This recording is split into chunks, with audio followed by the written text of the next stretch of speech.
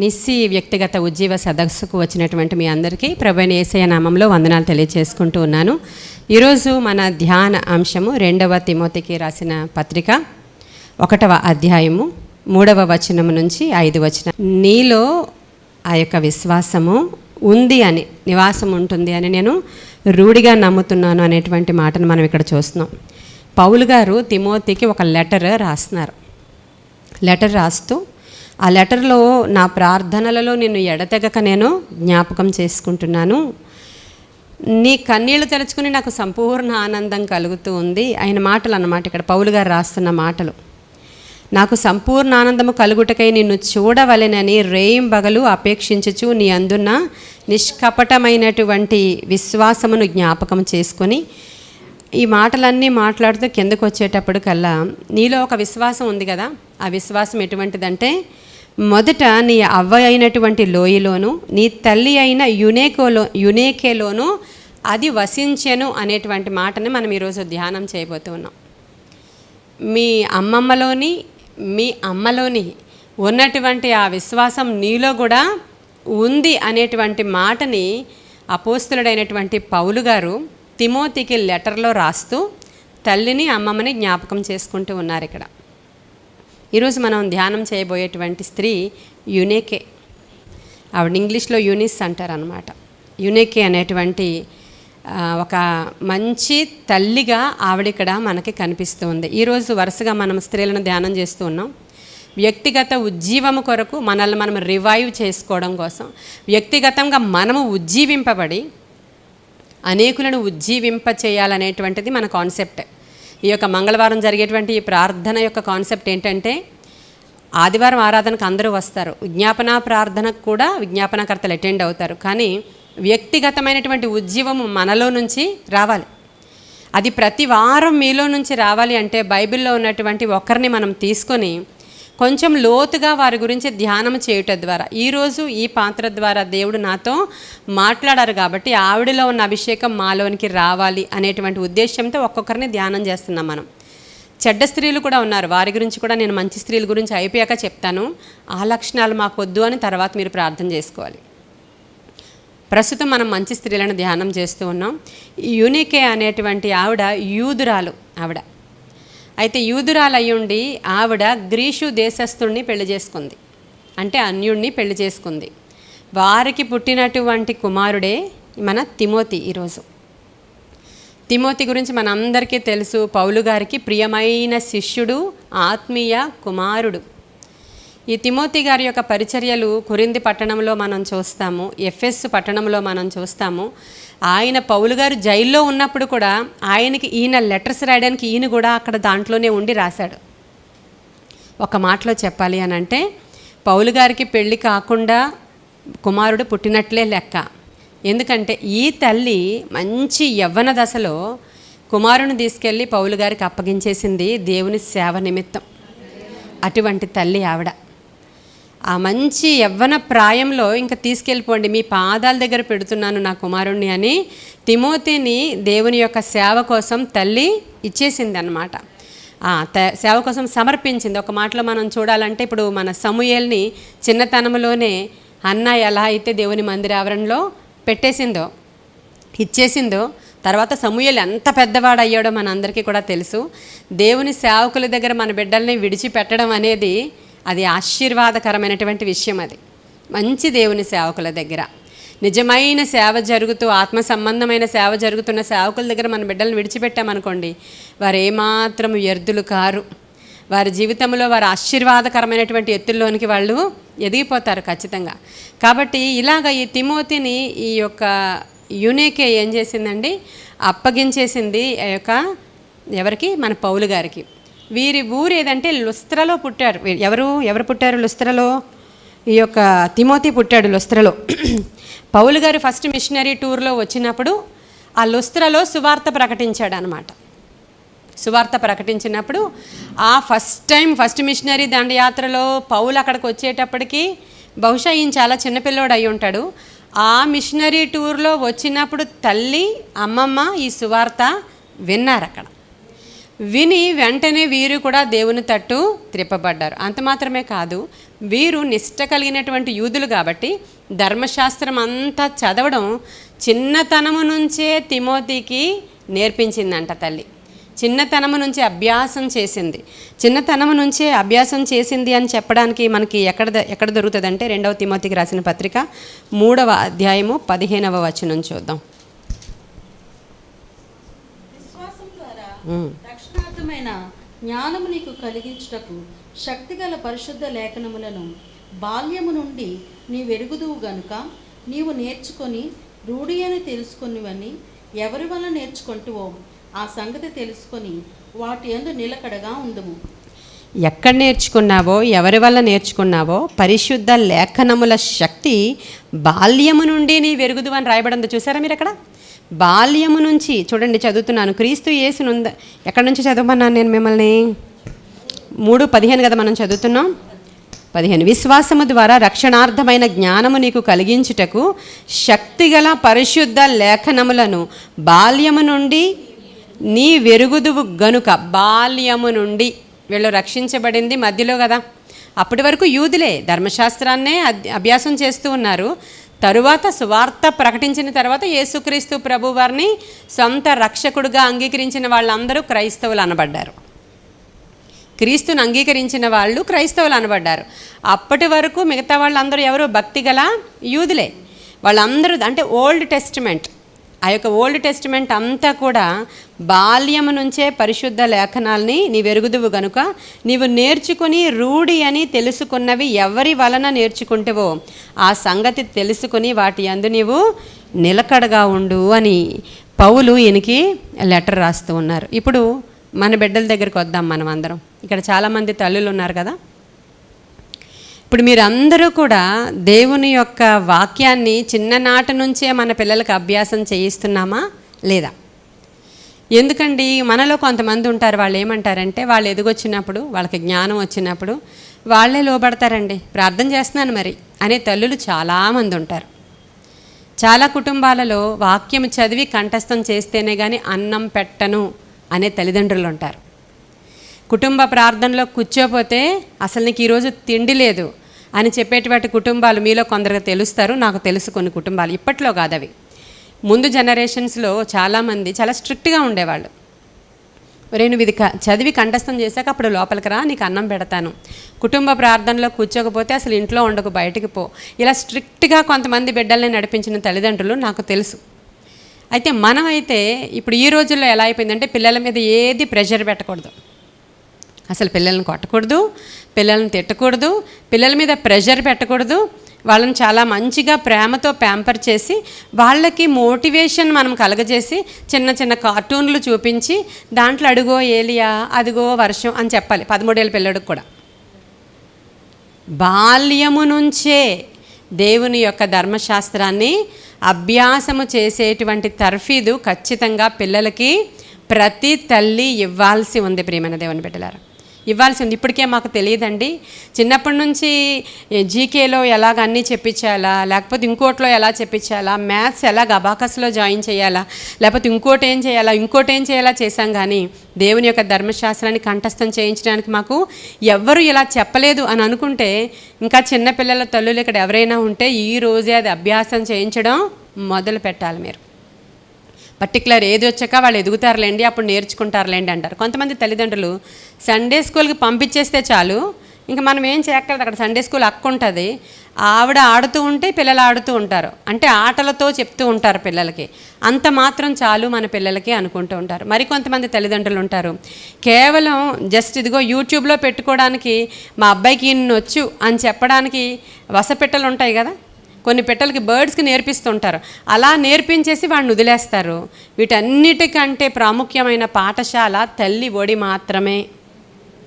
నీవు చదువుతూ ప్రక్కన నీ బిడ్డను కూర్చోబెట్టుకుని ప్రార్థన అయిపోయిన తర్వాత, చదువుకోవడం అయిపోయిన తర్వాత ఇదిగో మనం ఇలా ఉండాలి అనేటువంటి ఒక తీరుని నేర్పించాలి. ఇక్కడ తండ్రి గ్రీసు దేశస్థుడు. మనలో చాలామంది ఇళ్లల్లో తల్లి క్రైస్తవురాలై ఉండి తండ్రి అన్యుడిగా ఉన్నవాళ్ళు ఉన్నారు. అప్పుడు మీరు ఏం చెప్తారంటే, తండ్రి అంటాడు నా ఇన్ఫ్లుయెన్స్ కూడా ఉండాలి కాబట్టి నేను పలానా చోట తీసుకెళ్తా అంటాడు. అప్పుడు తల్లి అంటది, నా ఇన్ఫ్లుయెన్స్గా కూడా ఉండాలి కాబట్టి నేను చర్చికి తీసుకెళ్తా అంటది. ఇద్దరి మధ్యలో గొడవలు అవుతూ ఉంటాయి. అలా కాకుండా నీవు ప్రార్థనాపూర్వకంగా బిడ్డల్ని ఆది నుంచే తల్లి మాట వినేటట్లుగా చేసుకున్నటువంటి యూనికే మనకి ఇక్కడ కనబడుతుంది. గ్రీసు దేశస్థుడి యొక్క ఇన్ఫ్లుయెన్స్ మన తిమోతి మీద లేదు, తండ్రి ఇన్ఫ్లుయెన్స్ లేదు. తల్లి చిన్ననాట నుంచే ఈ యొక్క ధర్మశాస్త్ర గ్రంథాన్ని ఈ అబ్బాయికి నేర్పించడం మొదలుపెట్టిందంట. తండ్రి యొక్క ఇన్ఫ్లుయెన్స్ బిడ్డ మీద పడకుండా జాగ్రత్త పడింది. ఆవిడ ఏ పరిస్థితుల్లో పెళ్లి చేసుకుందో, మరి ఆవిడ ఎందుకు పెళ్లి చేసుకుందో, వాళ్ళ వలస వెళ్ళి ఎక్కడున్నారో, మరి ఏ ప్రాంతం వాళ్ళో, ఏ ప్రాంతంలో ఉండడం వల్ల తల్లి చేసుకుందో, మరి ఎలా గ్రీసు దేశస్తుని యూదురాలు చేసుకుందో మనకి ఏ చరిత్ర కూడా ఇక్కడ చెప్పబడలేదు. కాబట్టి అది మనకు అనవసరం ఇక్కడ. కాకపోతే తండ్రి గ్రీసు దేశస్థుడు అనే మాట మీకు ఎక్కడుంటుందంటే అపోస్తుల కార్యాలు తెరవండి, 16వ అధ్యాయము 1-2 వచనాలు చూడండి. పౌలు దెర్బేకును లుస్త్రాకును వచ్చెను. ఒక నిమిషం అమ్మా. అపోస్తుల కార్యాలు 16వ అధ్యాయము 1-2 వచనాలు నేనే చదువుతున్నాను, ఆ స్పెల్లింగ్స్ కరెక్ట్గా చదవాలి. పౌలు దెర్బేకును లుస్త్రకును వచ్చెను. అక్కడ తిమోతి అని ఒక శిష్యుడు ఉండెను. అతడు విశ్వసించిన యొక్క యూదురాలి కుమారుడు. అతని తండ్రి గ్రీసు దేశస్థుడు. హల్లెలూయా. ఇక్కడ ఉందా ఎవిడెన్స్? ఎవరో తండ్రి గ్రీసు దేశస్థుడు. అతడు లుస్త్రలోను ఇకోనియలోను ఉన్న సహోదరుల వలన మంచి పేరు పొందినవాడు. ఎవరు మంచి పేరు పొందినవాడు? తిమోతి, తండ్రి కాదు. ఇక్కడ తిమోతి మంచి పేరు సంపాదించుకున్నాడు. అప్పటికే విశ్వాసంలో బలపడ్డాడు. తల్లి ద్వారా వాక్యము అప్పటికే బోధించడం మొదలుపెట్టాడు. అప్పటికే ఆ ఏరియాస్లో కొంచెం ఒక మంచి ఇన్ఫ్లుయెన్స్ సంపాదించుకున్నప్పుడు ఇప్పుడు సెకండ్ మిషనరీ టూర్కి ఈ లుస్త్రా అనేటువంటి ప్రాంతానికి పౌలు గారు మరలా సెకండ్ మిషనరీ టూర్కి లుస్త్రా ప్రాంతానికి వచ్చారు. వచ్చినప్పటికీ ఈయన మంచి యవనస్తుడు, మంచి సాక్ష్యం పొందినవాడు, మంచి అక్కడ ఉన్నటువంటి అందరిలో కూడా పేరు ప్రఖ్యాతలు పొందినవాడిగా ఉన్నాడు గనుక ఇప్పుడు ఈ పౌలు దగ్గరికి తల్లి తీసుకొచ్చి, ఈ సువార్తకి వెళుతున్నారు కదా మీరు, నా బిడ్డను కూడా మీరు సేవకి తీసుకుని వెళ్ళండి అని సేవకి సమర్పించిందంట ఆ తల్లి.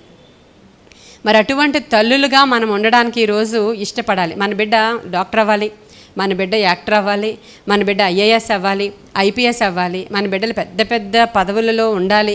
మంచిదే ఇవన్నీ కూడా.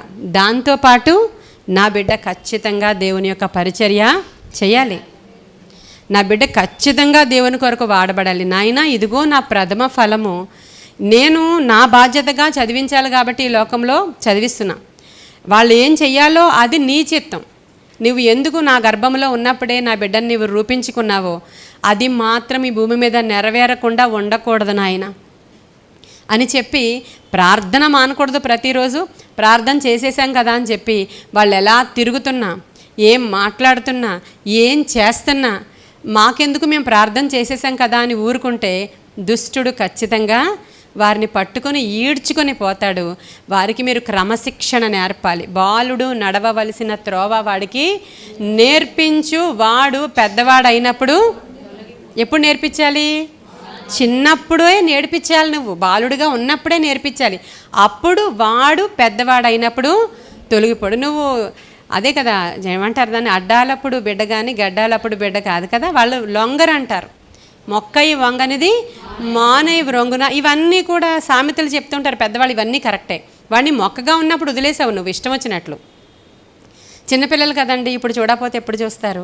చిన్నపిల్లలు కదండి, ఇప్పుడు ఆడుకోపోతే ఎప్పుడు ఆడుకుంటారు? చిన్నపిల్లలు కదండి, ఇప్పుడు సినిమాకి వెళ్ళకపోతే మళ్ళీ తర్వాత ఎప్పుడు చూస్తారు?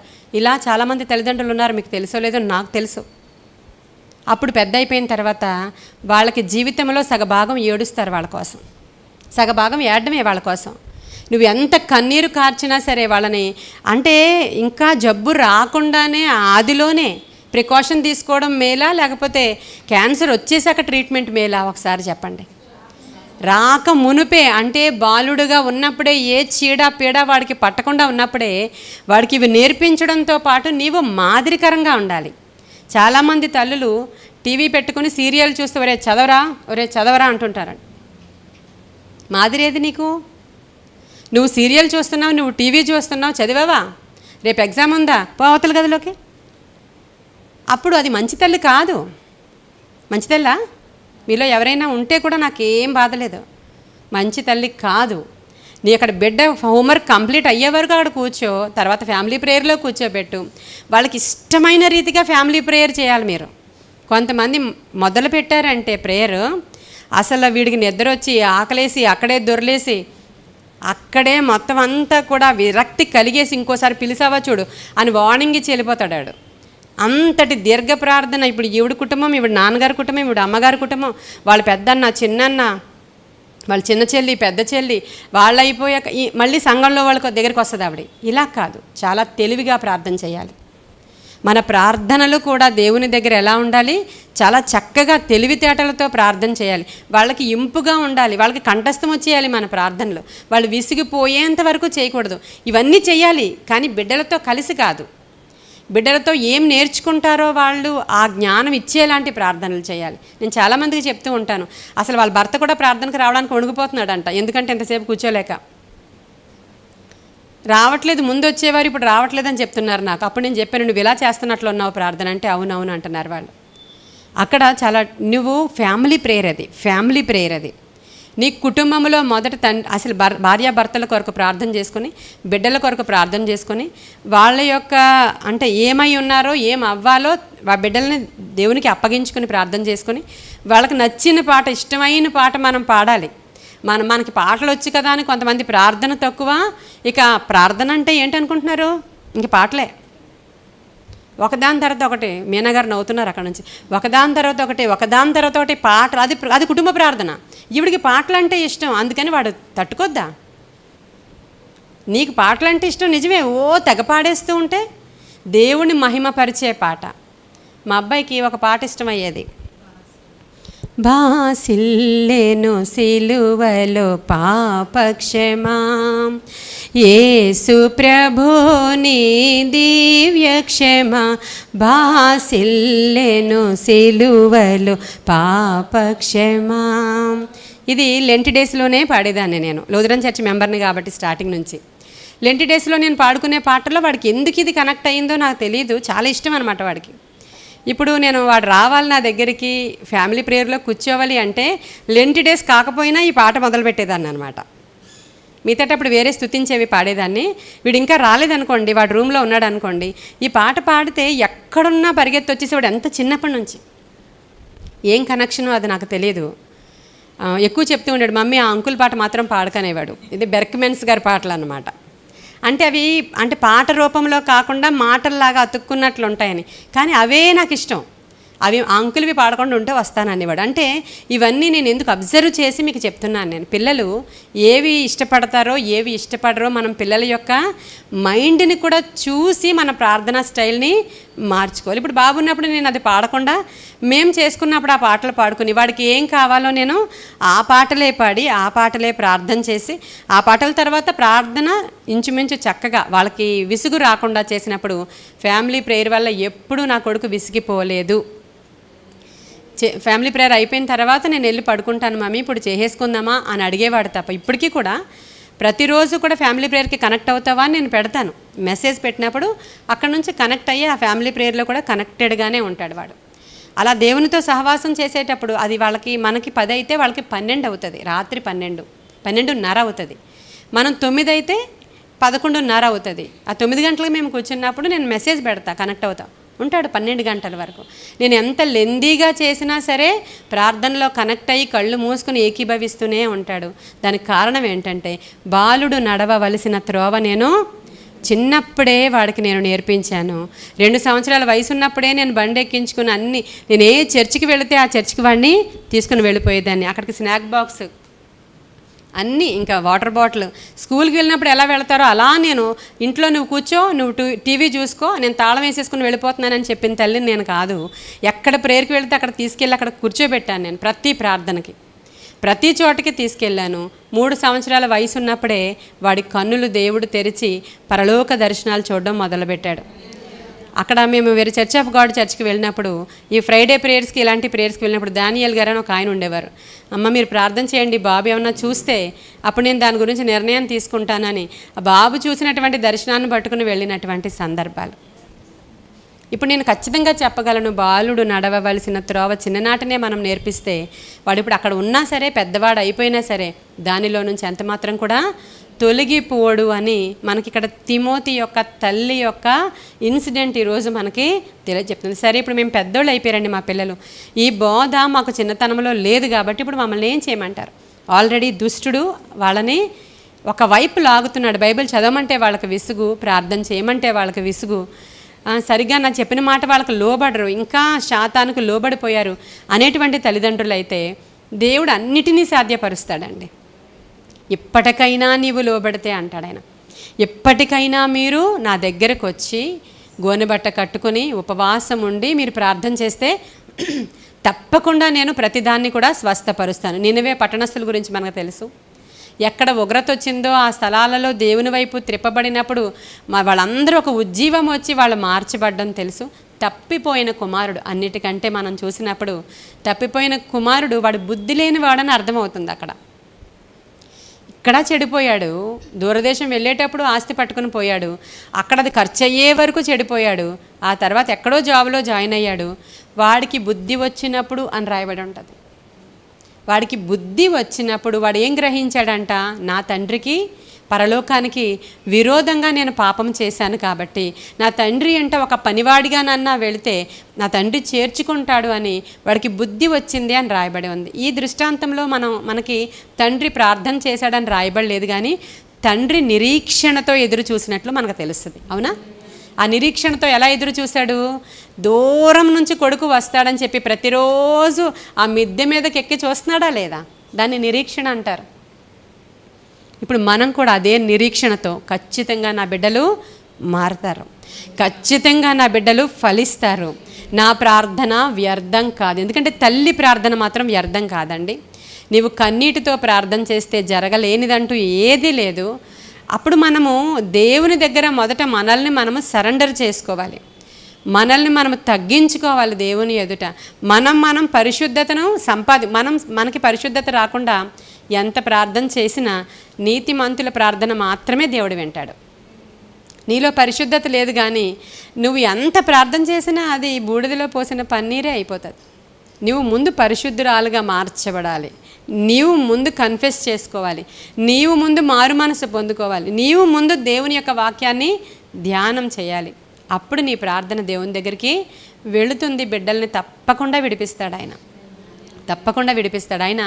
మాట ఇచ్చినవాడు నమ్మదగినవాడు. మన దేవుడు నిజంగా నమ్మదగిన దేవుడు అండి. నిజంగా మాట ఇచ్చాడు. ఏమనంటే తప్పకుండా నీ బిడ్డల్ని నేను దీవిస్తాను, తప్పకుండా నీ పిల్లల్ని నేను ఆశీర్వదిస్తాను.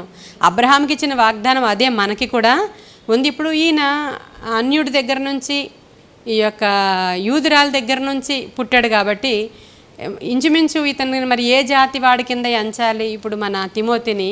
ఇది ప్రాబ్లం అయింది. ఎవరికి? పౌలు గారికి ఇది ప్రాబ్లం అయింది. ఎందుకు ప్రాబ్లం అయిందంటే కొరింథీ పట్టణానికి పంపిస్తున్నాడు, ఎఫెసుకి పరిచర్యకి పంపిస్తున్నాడు. ఈ కొరింథీలో ఉన్నటువంటి అనేక మంది యూదులకి ఈయన యూదుడు కాదు కదా, ఈయన యూదుడు కాదు కదా, మనకెలాగ సువార్త ప్రకటిస్తాడు, మన మీద ఎలా దేవుని యొక్క సేవకుడుగా ఉంటాడు, ఈయన యూదుడు కాదు కదా అనేటువంటి విషయంలో వాళ్ళు అభ్యంతర పడుతూ ఉన్నప్పుడు ఇక్కడ పౌలు గారు ఏం చేస్తారంటే 16వ అధ్యాయంలో చూడండి, 3వ వచనం చదువుతున్నాను. అపోస్తుల కార్యాలు 16వ అధ్యాయం 3వ వచనం చదువుతున్నా.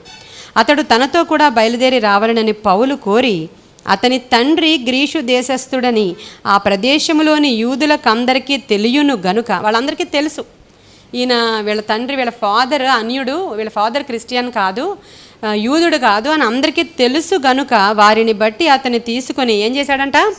సున్నతి చేశాడు. హల్లెలూయా. ఇక్కడ సున్నతి చేసే ప్రక్రియ క్రైస్తవ్యంలోనికి వచ్చిన తర్వాత, క్రీస్తును నమ్ముకున్నాక వాళ్ళు ఎవరికి చేయలేదు. అక్కడ పాత నిబంధనలోనే సున్నతి ఉంది. ఇక్కడ తిమోతికి పౌలు ఎందుకు మరి సున్నతి చేశాడు? తీతుకి కూడా సున్నతి చేయాలి అని అనుకున్నప్పుడు పౌలు తీతుకి సున్నతి చేయొద్దు అన్నాడు. ఇది ఒక కాంట్రవర్సీ సబ్జెక్ట్.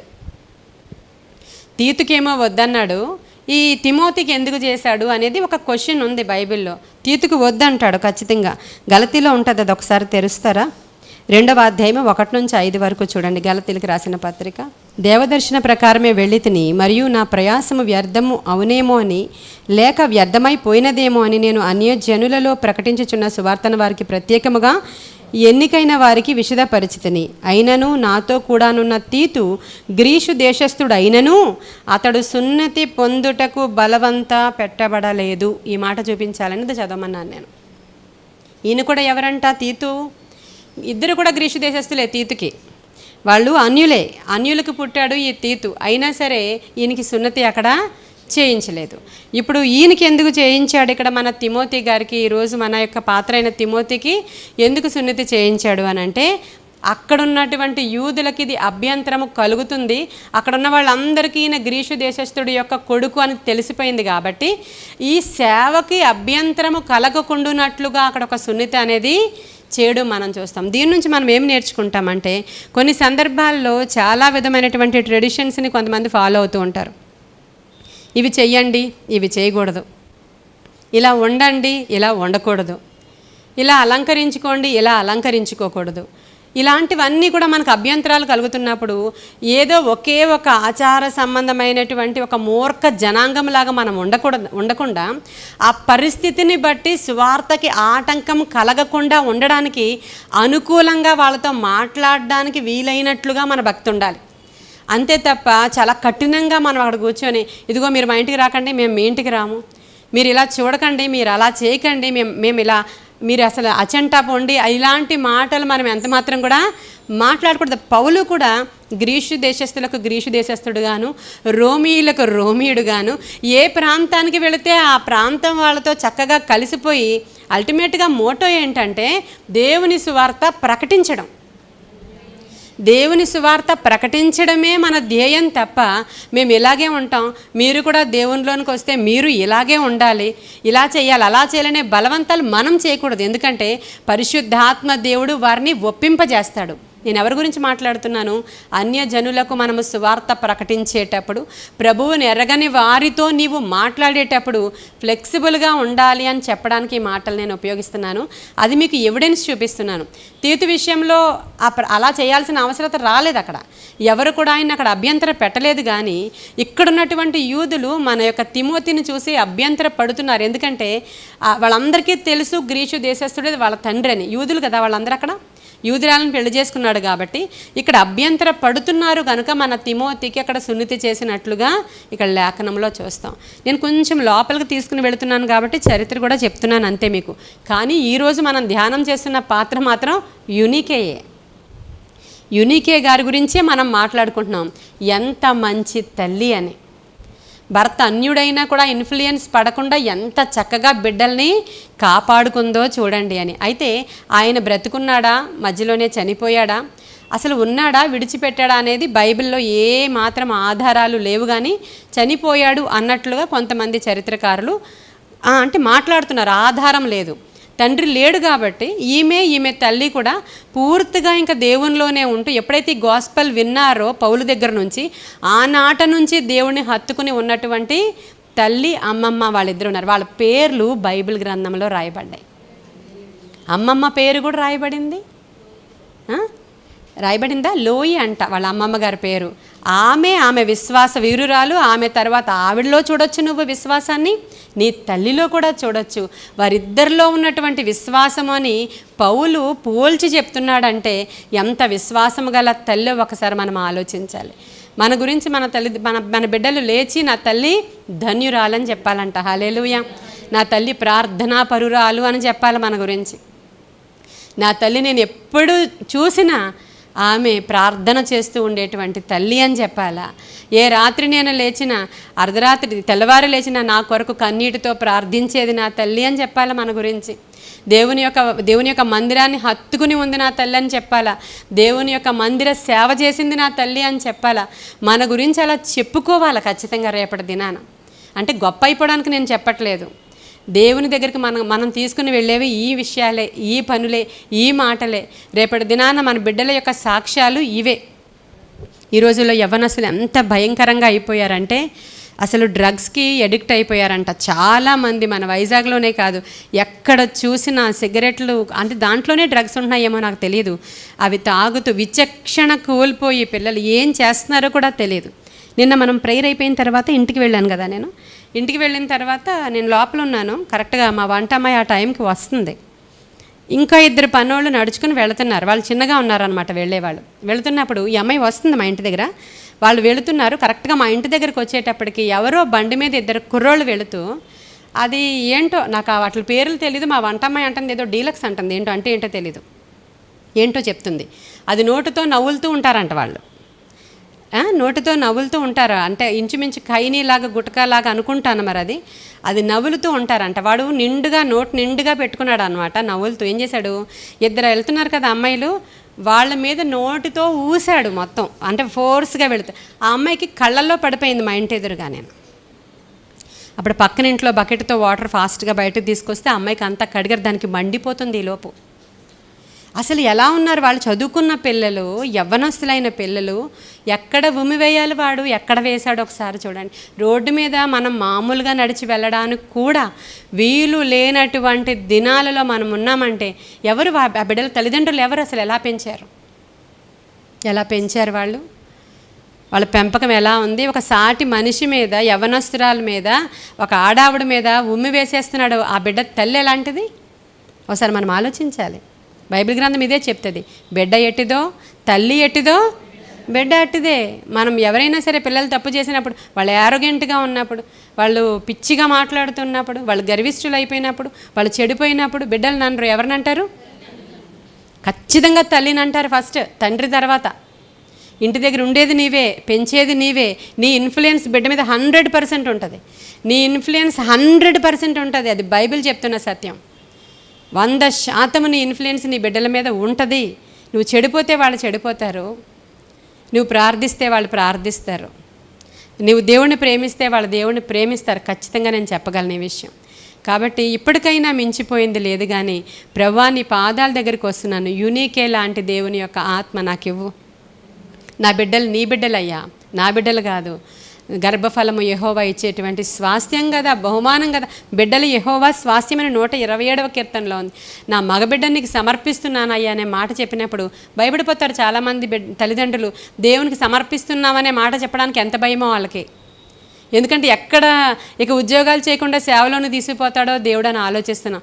రాజవంశంలో రాజోద్యోగం చేయడానికి దేవుడు పిలిస్తే అంతకంటే గొప్ప పని ఏమీ లేదు ఈ భూమి మీద, ఏమీ లేదు. బిల్లీ గ్రహాం దగ్గరికి వచ్చి ఒకరోజు అడిగారట ఒకరు, ఏమనంటే అయ్యా అమెరికన్ ప్రెసిడెంట్ దగ్గరికి ఏ ప్రెసిడెంట్ దగ్గరికి అయినా వితౌట్ పర్మిషన్, అంటే వితౌట్ ఏమంటారు దాన్ని, అపాయింట్మెంట్, వితౌట్ అపాయింట్మెంట్ నీవు వెళ్ళిపోగలవు కదా, అసలు నీకు ఎంత క్రేజ్ ఉంది కదా, నీవు ఎంత గొప్పవాడు కదా, మిలియన్స్ ప్రజల్ని రక్షించిన వీరుడవు కదా, నీకు ఉన్నటువంటి ఇన్ఫ్లుయెన్స్తో నీవు అమెరికా అధ్యక్షుడు అయితే చాలా బాగుంటుంది కదా అని అడిగితే, రాజుగారి దగ్గర ఉన్నటువంటి నా యొక్క ఏమంటారు పోస్టును విడిచిపెట్టి పనివాడుగా రమ్మంటావా అని అడిగాడంట విలేకరితో. అది మరుసటి రోజు పేపర్లో వచ్చైపోయిందంట. హల్లెలూయా. రాజు ఉద్యోగం మానేసి పనివాడి పనిలో జాయిన్ అవ్వమంటావా అని అడిగాడంట. అంటే ఈ లోకంలో మన కంట్రీకి ప్రెసిడెంట్ పని ఏంటంట, పనివాడి పని అంట. అది ఆయన దృష్టిలో, బిల్లీ గ్రహాం గారి దృష్టిలో. మరి ఈరోజు మన బిడ్డల్ని కూడా ప్రభువుకి సమర్పించడానికి, ప్రభా నా బిడ్డల్ని మీకు సమర్పిస్తున్నాం నీవు వాడుకొని చెప్పినప్పుడు ఆయన మలుచుకుంటాడు, ఆయన వాడుకుంటాడు. అలా అని నేను ఇందాకే చెప్పాను, ఆయన చూసుకుంటాడులే అని నీవు ఆరాంగా కూర్చోడానికి వీల్లేదు. కానీ దేవుని యొక్క పాదాల చెంత కూర్చుని బిడ్డల కొరకు మొర్ర పెట్టే తల్లిగా నీవు ఖచ్చితంగా ఉండాలి. ఈ యొక్క తిమోతి గారు పౌలు గారు తిమోతికి లెటర్స్ రాసినప్పుడు ఆ లెటర్స్ అంతా మీరు చదవండి. నీవు మంచి సైనికుడి వలె ఉండాలి, నువ్వు ఇలా పోరాడాలి. తిమోతి నీ యవ్వనాన్ని బట్టి ఎవరూ నిన్ను తృణీకరించకుండా చాలా జాగ్రత్తగా నువ్వు యవ్వనంలోనే పరిచర్యకు వచ్చేసావు, బీ కేర్ఫుల్ అని చెప్తాడు ఆయన. లెటర్స్లో అంతా రాస్తూ తిమోతిని చాలా ప్రోత్సహిస్తూ ఈ ఎఫెస్సులోని ఈ కొరింథీలోని ఎక్కువగా ఈయన పరిచర్య చేసినప్పుడు లాస్ట్లో ఎఫెస్సులో బిషప్గా ఆయన లాస్ట్ పోస్టింగ్ ఉంది. ఎవరిది? మన తిమోతి గారు. తర్వాత ఎఫెస్సు పట్టణంలో అక్కడ ఉన్నటువంటి చర్చిలో ఆయన పాస్టర్గా అపాయింట్ చేయబడ్డాడు. అంటే ఆయన బిషప్ అంట. అంటే బైబిల్లో ఈ విషయాలు లేవు, కానీ బైబిల్ రిలేటెడ్ బుక్స్ ఉంటాయి, సెయింట్స్ యొక్క వాళ్ళ జీవిత చరిత్రలు ఉంటాయి, వాటిల్లో ఈ వివరాలు రాసి ఉంచారు. క్రీస్తు శకము 97వ సంవత్సరం అనుకుంటా. ఆ సంవత్సరంలో అన్య దేవతలకి చాలా పెద్ద బలులు ఇస్తూ చాలా పెద్ద పండుగ అక్కడ ఆచరించబడుతూ ఉన్నప్పుడు, చాలా పండుగ జరుగుతుంది అక్కడ. జరుగుతున్నప్పుడు విగ్రహారాధనని డెలిబరేట్గా బయటకు వచ్చి ఖండించాడు మన తిమోతి. దాన్ని యాక్సెప్ట్ చేయలేదు, దాన్ని వ్యతిరేకించాడు. అక్కడ ఉన్న వాళ్ళందరూ కూడా రాళ్లతో కొట్టి ఆయనని అక్కడికక్కడే చంపేశారు. ఆయన హతసాక్షి అయిపోయాడు తిమోతి గారు. అంటే క్రీస్తు శకము 97 వరకు ఆయన ఉన్నాడు. అక్కడ ఆయన హతసాక్షి అయిపోయినట్లుగా బైబిల్ రిలేటెడ్ బుక్స్లో, వేరే బుక్స్లో చరిత్రకారులు చెప్పినటువంటి ఇన్ఫర్మేషన్. అంటే ఆయన చనిపోవడం 97 ఎఫెస్లోనే. కాబట్టి ఈ యొక్క ప్రకటన గ్రంథం 95 వరకు రాశారు. క్రీస్తు శకము 90 నుంచి 95 వరకు రాయబడింది. ఆ 90 నుంచి 95 వరకు రాసినప్పుడు ఎఫెస్లో ఉన్నటువంటి సంఘపు దూతకు అనే మాట రాస్తాడు. ఆ సంఘపు దూత ఎవరంటే మన తిమోతి గారే అని అనేకుల పండితుల, బైబిల్ పండితుల యొక్క అభిప్రాయం. అంటే అప్పటికి అక్కడ బిషప్గా మన తిమోతి గారు ఉన్నట్లు చివరి వరకు కూడా ప్రభువు కొరకు నమ్మకంగా అనేక ఆత్మలను రక్షించడానికి పాటుపడినటువంటి ఒక గొప్ప ఉన్నతమైనటువంటి దైవజనుడిగా ఎదగడానికి కారణం కేవలము యూనికే, కేవలము ఆయన యొక్క తల్లి. ఆవిడ అసలు ఎలాంటి మంచి పాత్ర పోషించింది, ఎలా చదివింది, ఎలా బిడ్డకి నేర్పించింది, ఎలా కాపాడుకుంది, ఎలా స్వార్థ అందజేసింది లుస్త్రలో. ఆ తర్వాత సెకండ్ మిషనరీ టూర్కి పౌలు ఈ లుస్త్రకు వచ్చేటప్పటికల్లా ఎలా మళ్ళీ బిడ్డను తీసుకెళ్ళి దైవజనుడికి అప్పగించేసింది. వీటన్నిటి వల్ల బైబిల్ గ్రంథం అంతటిలో కూడా 2 పుస్తకాలు ఆయన పేరు మీద రాసే ధన్యత. హల్లెలూయా. ఆ యూనికే తల్లి యొక్క విశ్వాసం అని పౌలే అసలు ఎంత చక్కగా అసలు మంచి సర్టిఫికెట్ ఇస్తూ ఉన్నాడు. ఈరోజు మన బిడ్డలు కూడా అలా మంచి పాత్రలో ఎదగాలి. ఆ పిల్లలు ఎడిక్షన్స్లోనికి వెళ్ళిపోతుంటే పట్టించుకోకుండా ఉండే తల్లుల్లా మనం ఉండకూడదు. పిల్లలు పాడైపోతుంటే చాలామంది తల్లులు ఇలా చేస్తుంటారు. ఎలా అంటే, మా అబ్బాయి ఎంత మంచోడనండి, అసలు మా అబ్బాయి రోజంతా ప్రార్థన చేసుకుంటున్నాడండి, మా అబ్బాయి ఎంత మంచోడంటే ఇంటి దగ్గర అండి అసలు అలా మోకాళ్ళ మీదే ఉంటాడండి. ఇవన్నీ అబద్ధాలే. వాడు నటిస్తున్నాడు, అది నటనని కూడా నీకు తెలీదా? జ్ఞానవంతురాలుగా ఉండాలి నువ్వు, జ్ఞానవంతురాలుగా వివేకముతో ఉండాలి నువ్వు, వివేకముతో ఉండాలి నువ్వు. అంటే నీ బిడ్డల్ని నువ్వు సమర్థించేసుకోవడం అనేది మన ఇండియాలో అనేక మంది తల్లిదండ్రుల యొక్క లక్షణం. అది నీ బిడ్డ నువ్వు సమర్థించేసుకుంటూ ఉంటావు. నీ బిడ్డ ఎంత చెడ్డ పనులు చేస్తున్నా వాడు మంచోడే నీకు, అది నీకే నష్టం. రేపొద్దున అది కట్లపాములా కాటేస్తుంది నిన్ను, నీకే నష్టం. అలా కాదు, నా బిడ్డ ఇలా పాడైపోతున్నాడు, నా బిడ్డ కోసం ప్రార్థించండి అని మీరు ప్రార్థించాలి తల్లిదండ్రులుగా. తండ్రి హెచ్చరిస్తుంటే ఊరుకోదు తల్లి. నా కొడుకుని అంటావా నువ్వు? తల్లి డైలాగ్స్ ఏవి? వాడు ఎంత మంచోడో తెలుసా నీకు? అసలు ఏం తెలుసండి, అలా వచ్చి కొట్టేశారు అలా. కానీ ఇంకా తల్లి ఎదురుగానే దెబ్బలాడుతుంది. ఇంక ఇద్దరు కలిసి ఇంచుమించు కుక్కల్లాగా పోట్లాడేసుకుంటారు. ఆ తిట్లన్నీ కూడా వచ్చేస్తాయి పిల్లలకి. నేను చూశాను ఇటువంటి తల్లిదండ్రుల్ని. ఆ తిట్లన్నీ పిల్లలకు వచ్చేస్తాయి. వీడు రేపొద్దున వాళ్ళ అమ్మని నానేం తిట్టాడో అదే తిట్లతో తిట్టడం నేను విన్నాను. నా ఇంట్లో కాదు, వేరే వేరే ఇళ్లల్లో. వీడు వాళ్ళ నాన్న ఏమని అమ్మని అలాగా సంబోధిస్తాడో అదే పదంతో తిడుతుంటాడు ఈ పిల్లవాడు. ఇవన్నీ కూడా ఎందుకు వచ్చినాయి చెప్పండి? శోధకుడు క్రైస్తవ కుటుంబాలని చెడపాలని ట్రై చేస్తూ ఉన్నాడు. వాడి టార్గెట్ అంతా కుటుంబాలని నాశనం చేయాలని. ఇప్పుడు వాడి టార్గెట్ ఏదంటే యవ్వనస్తులని పట్టుకోవాలంట. రాజమార్గాలలో యవ్వనస్తులు లేకుండా చేయాలి, వీధులలో పసిబిడ్డలు లేకుండా చేయాలని మరణము కిటికీలలో నుంచి ఎక్కి ఇళ్లలోనికి వచ్చేస్తుందంట. ప్రియమైన దేవుని బిడ్డలారా, వచ్చి మన బిడ్డల్ని కబళించుకుని తీసుకుని వెళ్ళిపోతుందంట. మనం ఎంత జాగ్రత్తగా కాపాడుకునేటువంటి తల్లుల్లా ఉండాలో ఈరోజు ఆలోచన చేయండి. ఒకవేళ మీరు ఇంకా తల్లులే అవ్వక్కర్లేదు, నీకు తమ్ముడున్నాడా, నాన్నున్నాడా, అన్నున్నాడా, వాళ్ళని కూడా కాపాడుకోవాల్సిన బాధ్యత మనకుంది. దావీదులాగా గొర్రెపిల్లని ఎత్తుకుని పోతూ ఉంటే పరిగెత్తి సింహాన్ని చీల్చి రక్షించుకున్నట్లు మన యొక్క యవ్వనస్తులను రక్షించుకోవాలి మనం. దావీదుకి ఇచ్చిన అభిషేకం మన మీద నిలిచి ఉంది ఖచ్చితంగా. ఈరోజు యూనికే వంటి మంచి తల్లిగా మనం అందరం ఉండాలని, ఆ ఆత్మ మనలో పని చేయాలని, మన బిడ్డలు కూడా అదేవిధంగా తిమోతిలాగా దేవుని కొరకు వాడబడాలని, ఎంత ఉన్నతమైన స్థితిలో మన బిడ్డలు ఉన్నా కూడా దేవుని ఎడల ఆసక్తి కలిగిన వారే, దేవుని సేవ ఎడల ఆసక్తి కలిగిన వారే, దేవుని కొరకు మేము ఏదైనా చేయాలి అనేటువంటి ఒక నిరీక్షణతో మన బిడ్డలు ఉండాలని, ఎస్పెషల్లీ నిస్సీలో ఉన్నటువంటి బిడ్డలందరూ అలా ఉండాలని నేను హార్ట్ఫుల్గా కోరుకుంటున్నాను. అలా ఉండాలి అంటే తల్లులుగా మీరు అందరూ చాలా ప్రార్థన చెయ్యాలి, సేవకులకు వారిని అప్పగించాలంటే వారి పేర్లు అప్పగించాలి, మందిర పనిలో వారిని అప్పగించాలి, మందిరానికి తీసుకొచ్చి ఇక్కడ కూర్చోబెట్టాలి. నువ్వు వాడు రాడండి, వాడి పోస్ట్ వేరే అండి, వాడికి మంచి ఉద్యోగం వచ్చేసిందండి, వాడు వినడండి, ఇలా మనం చెప్పొద్దు. అంటే ఇప్పుడు చిన్నపిల్లలని అయితే లాక్కు రావచ్చు, మీరు పెద్దవాళ్ళని తీసుకురాలేరు, చిన్నపిల్లల గురించే నేను చెప్తున్నాను. ఇలా మనం దేవుని మందిరంలో వాళ్ళని కూర్చోబెట్టినప్పుడు దేవుడే బలమైన సాధనాల్లాగా వాళ్ళని వాడుకుంటాడు. ఈ కొన్ని మాటలు దేవుడు మన వెనుకిడిలో దీవించునుగాక. ఆమేన్. ఘనమైనవి నీ కార్యములు నా ఎడల, స్థిరమైనవి నీ ఆలోచనలు నా యేసయ్యా. కృపలను పొందుచు కృతజ్ఞత కలిగి స్తుతులర్పించెదను అన్ని వేళలా. కృపలను పొందుచు కృతజ్ఞత కలిగి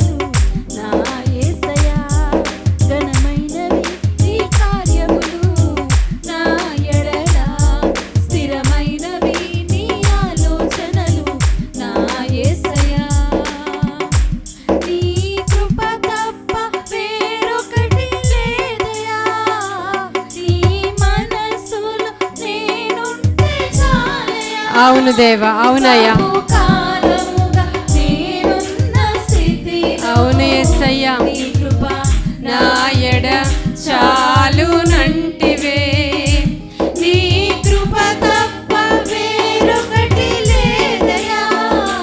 నీ మనసులో నేనుంటే చాలయా. బహుకాలముగా నేనున్న స్థితిలో నీ కృప నా ఎడ చాలునంటివే, నీ అరచేతిలో నన్ను చెక్కుకొంటివే, నాకేమి కొదువా. నీ స్తుతి మహిమలు నీకే చెల్లించెదను జీవితాంతం. నీ అరచేతిలో నన్ను చెక్కుకొంటివే, నాకేమి కొదువా. ఈ స్తుతి మహిమలు నీకే చెల్లించెదను జీవితాంతం. ఘనమైనవి స్థిరమైనవి, ఘనమైనవి నీ కార్యములు నా ఎడల, స్థిరమైనవి నీ ఆలోచనలు నా యేసయ్యా.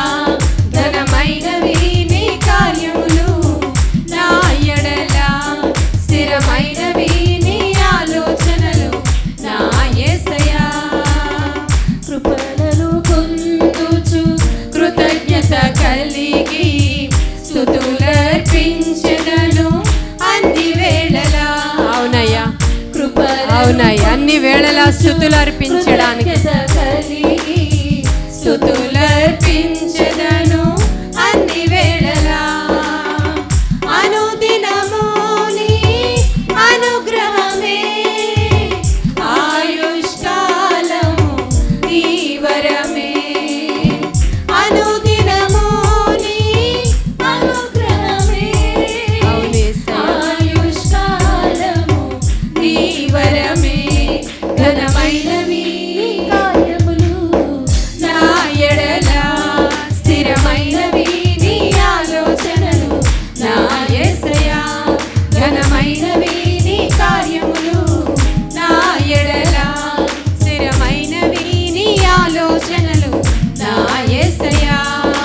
యేసయ్యా యేసయ్యా నా యేసయ్యా, యేసయ్యా, యేసయ్యా, నా యేసయ్యా, యేసయ్యా, యేసయ్యా, నా యేసయ్యా, యేసయ్యా, యేసయ్యా, నా యేసయ్యా యేసయ్యా యేసయ్యా, నా యేసయ్యా, యేసయ్యా, యేసయ్యా, నా యేసయ్యా. ఏమివ్వగలను నీ కృపకు నేను వెలకట్టలేను నీ ప్రేమను, ఏమివ్వగలను నీ కృపకు నేను వెలకట్టలేను నీ ప్రేమను. యేసయ్యా యేసయ్యా నా యేసయ్యా, యేసయ్యా, యేసయ్యా, నా యేసయ్యా, యేసయ్యా, యేసయ్యా, నా యేసయ్యా, యేసయ్యా, యేసయ్యా, నా యేసయ్యా, యేసయ్యా యేసయ్యా నా యేసయ్యా, యేసయ్యా, యేసయ్యా, నా యేసయ్యా. నేను నిన్ను విడచినను నీవు నన్ను విడువలేదయ్యా. దారి తప్పి తొలగినను అవునయ్యా.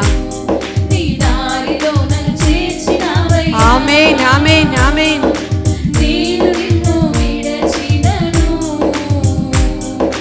నీవు నన్ను విడువలేదయ్యా,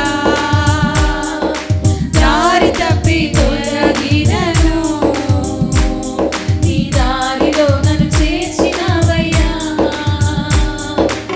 ఏమివ్వగలను నీ కృపకు నేను వెలకట్టలేను నీ ప్రేమను, ఏమి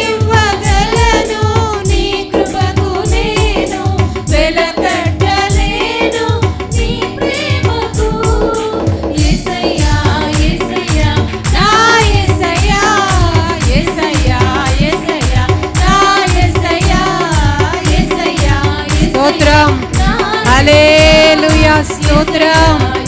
దేవా నీ అభిషేకము మా మీద నిలబడాలి ప్రభా.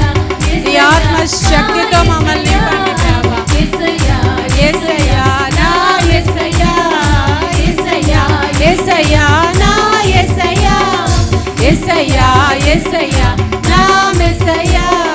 జలములు నన్ను చూచినను, నీ చేతిలో నన్ను దాచినావయ్యా. Glory lord. జ్వాలలు నాపై వేచినను, నీ ఆత్మతో నన్ను కప్పినావయ్యా. హల్లెలూయా. జలములు నన్ను చూపినను, నీ చేతిలో నన్ను దాచినావయ్యా.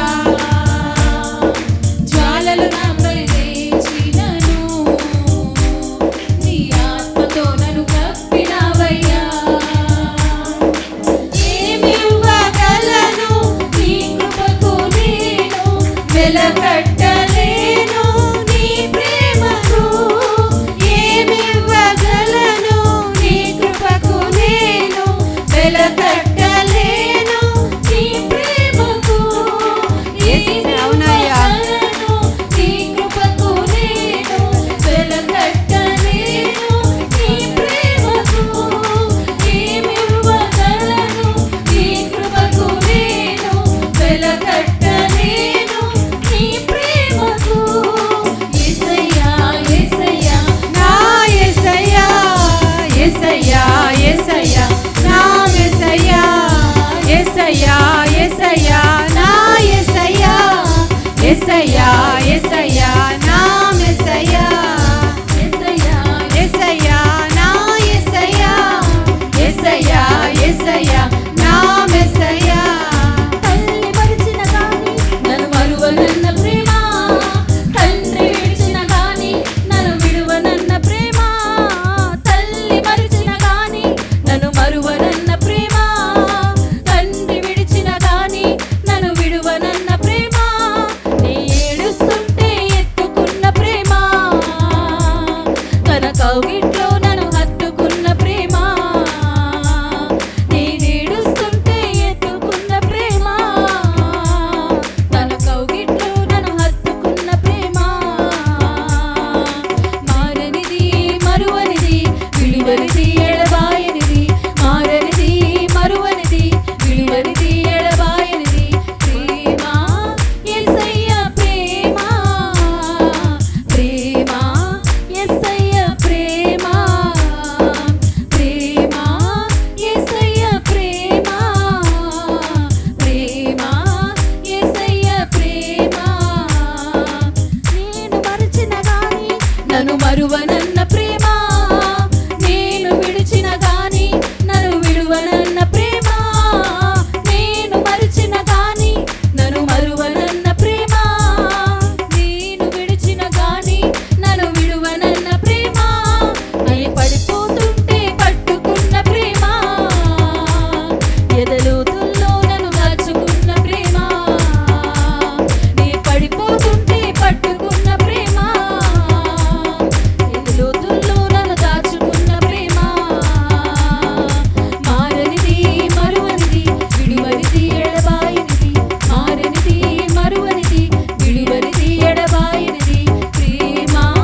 యేసయ్య ప్రేమ, ప్రేమ యేసయ్య ప్రేమ, ప్రేమ యేసయ్య ప్రేమ, ప్రేమ యేసయ్య ప్రేమ. నేను పుట్టక మునిపే నన్ను ఎన్నుకున్న ప్రేమ, నేను ఎరుగక ముందే ఏర్పరచుకున్న ప్రేమ. నేను పుట్టక మునిపే నన్ను ఎన్నుకున్న ప్రేమ, నేను ఎరుగక ముందే ఏర్పరచుకున్న ప్రేమ. మరి చేతుల్లో నన్ను చెక్కుకున్న ప్రేమ,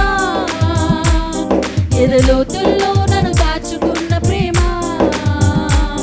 అరచేతుల్లో నన్ను చెక్కుకున్న ప్రేమ, తన లోతుల్లో నన్ను దాచుకున్న ప్రేమ. నీ పడిపోతున్న